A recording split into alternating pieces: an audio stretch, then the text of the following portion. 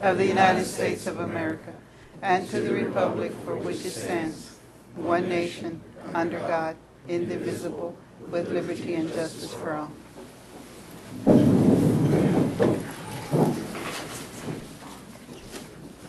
Please note the council's in full attendance, and I want to welcome everyone to our special September 10th meeting. It's not a regular meeting night, as you all know.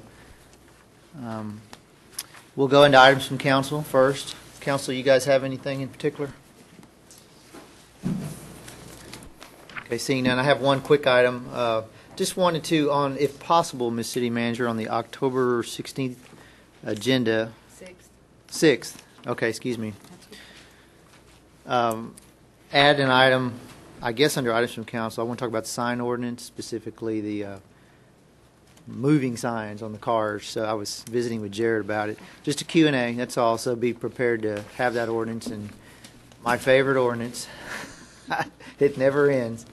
I want to make sure Mr. Halapaska knew that the mayor brought that up. Oh, well, okay. Because he asked me one time, who keeps bringing up the sign ordinance? I don't want to bring it up, but obviously he's constituents, and so here I am. Well, if it hurts when you go like that, don't go like that. Yeah. Well, no, that's his constant moving target. Dr. Halapaska. Okay, I think that's good medical advice. I would say so. Are y'all through down there? Okay. All right. So on the October 6th agenda, we'll do that. Is there anything else, you guys? Okay.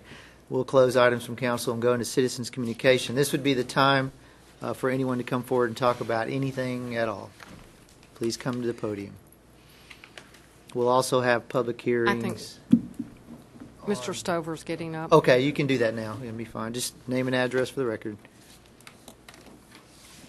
All right, Jason Stover, 306 South Bridge. All right, good evening, Mayor, City Manager, and members of City Council. On behalf of the Victoria Police Officers Association, we would first like to thank you for your time tonight. We realize that this final budget session is almost over, and we respect its importance as it lays the framework in which the city will operate for the next fiscal year. We hope you understand that there are some in the community that understand that it is a very important process and respect the hard decisions that you have to make.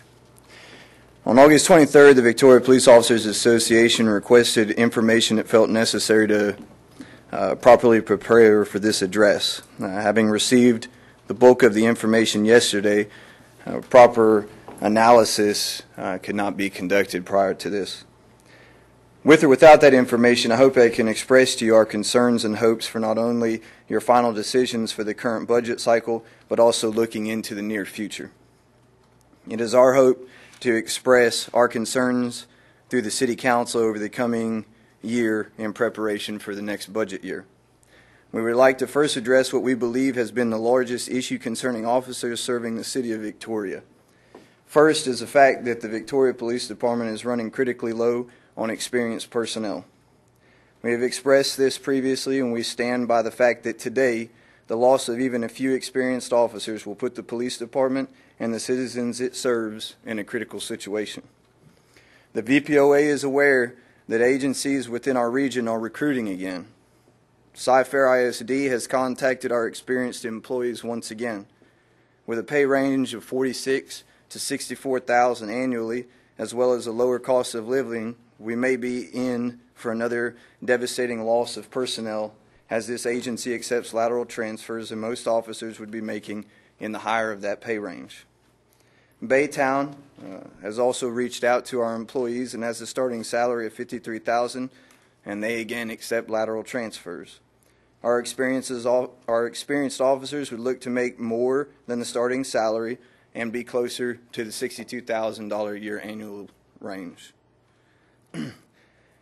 We have been previously advised that it costs the City of Victoria approximately $100,000 to hire, equip, train, and put a new officer into service.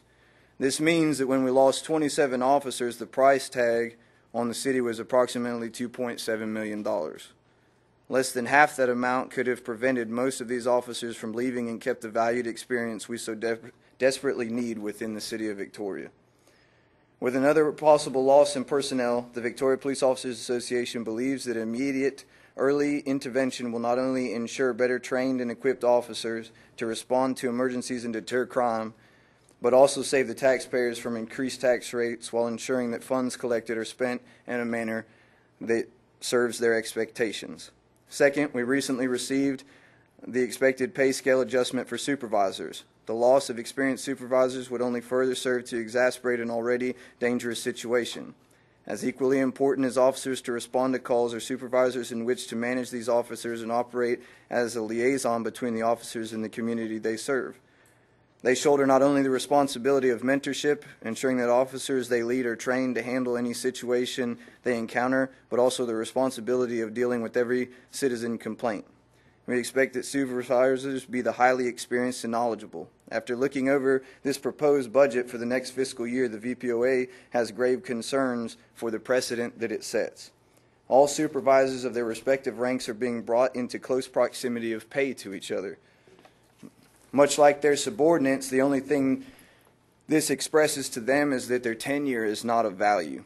It does not make practical sense that a first or second year sergeant should get the pay of a sergeant that has 10 years experience in that position. This sentiment is echoed throughout the various echelons of the department. Lastly, first responders are too often lumped into the city as a whole. The belief that first responders get a raise that the city must also provide the same for other city employees is a serious discredit to the job they do.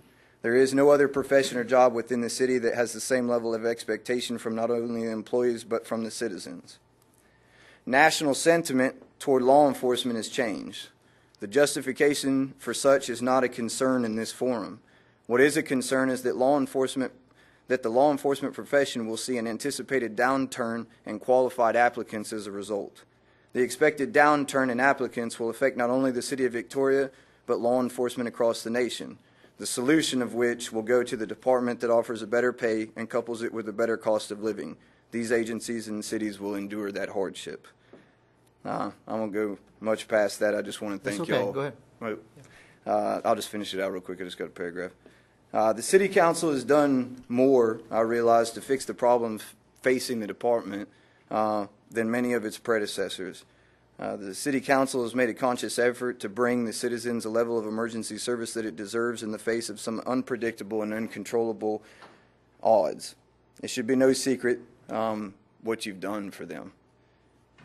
We look forward to the possibility of working closely with the City of Victoria leadership in producing a viable solution to a current serious problem and preventing it from being a seriously critical problem for the citizens of Victoria.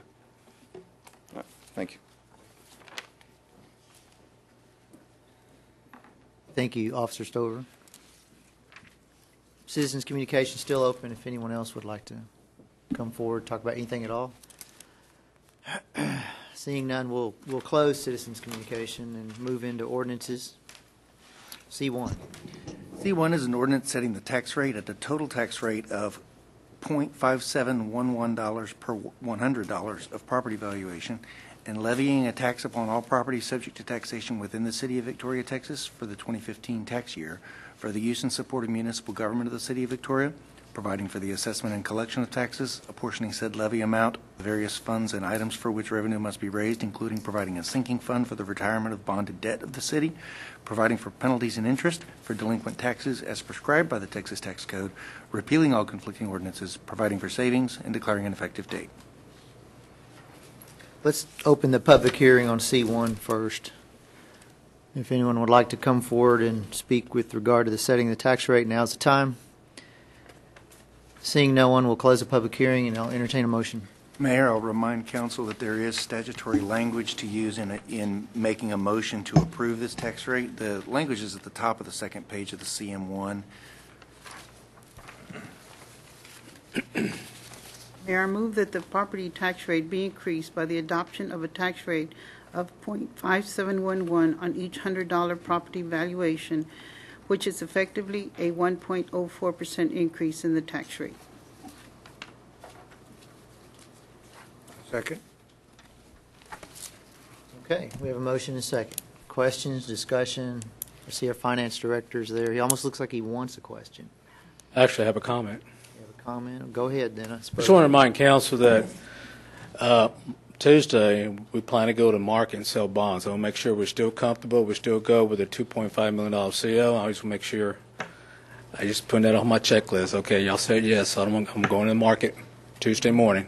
So I don't want to come back and say, we changed our mind. Okay. Thank you.